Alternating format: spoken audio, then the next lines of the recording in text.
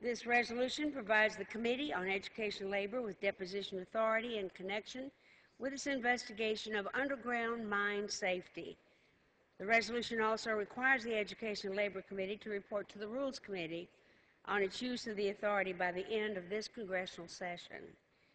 Mr. Speaker, we're here today with a pretty straightforward mission. We want to empower the men and women who are investigating the causes of the serious safety problems facing miners in America. As we saw recently with the terrible disaster at Upper Big Branch Mine in Raleigh County, West Virginia, there's some combination of industrial wrongdoing there and inadequate regulation that we must address. The explosion at Upper Big Branch in April killed 29 coal miners, ripped apart an entire community and state, and was the worst mine disaster in this country since 1970. Why is Congress involved? Because one of our most serious responsibilities as lawmakers is oversight and investigation. And from what we've been able to tell from the facts so far, there is an urgent and compelling need for the public to know all the facts surrounding this and other recent mining tragedies. I come to this issue with a personal feeling. Many of my constituents back home and some here know that I was born in Harlan County, Kentucky, in the midst of some of the best bituminous coal on earth. Some of my earliest memories are hearing the whistle blow at night over at the mine. Even the smallest child, as I was then, knew what that whistle meant. In trouble at the mine. The pain and suffering endured by miners in Kentucky and West Virginia and every place else should inspire us to do everything in our power to make this dangerous and volatile work environment as safe as we possibly can. The bottom line should never supersede a human life. The resolution before us today would give the House Committee on Education and Labor staff authority to take depositions as they pursue their investigation. We know that a greater review of this issue is sorely needed. There are far too many unanswered questions surrounding underground coal mine operator compliance with the Federal Mine Safety and Health Act. And the safety of every single miner in this country depends on answering those questions.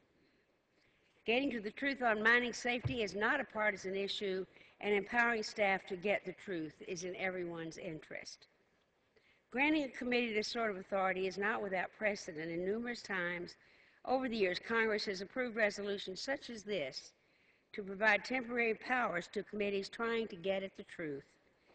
And every piece of information that comes from the questioning will be obtained by and shared with members of the committee from both parties.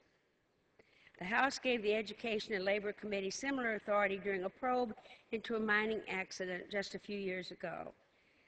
It was in the 110th Congress that the Education and Labor Committee was given staff deposition authority in the 2007-2008 investigation into the deaths of 9 miners and rescue workers at the Crandall Canyon Mine near Huntington, Utah.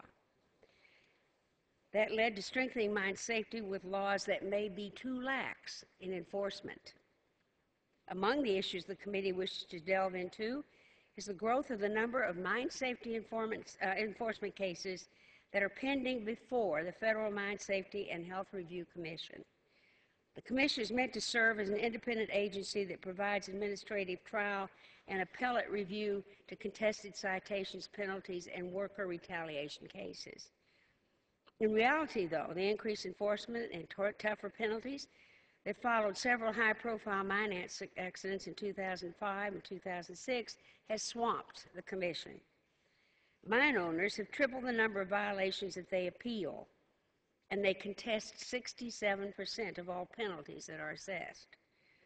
As a result, the government is facing a lengthy backlog of cases at the Commission that has surged from 2,100 in 2006 to approximately 16,000 in February of this year.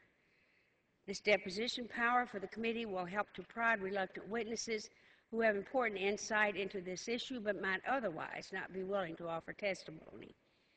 This is an important tool, and I urge my colleagues to rise and support me on this plan here today, and I reserve the balance of my time.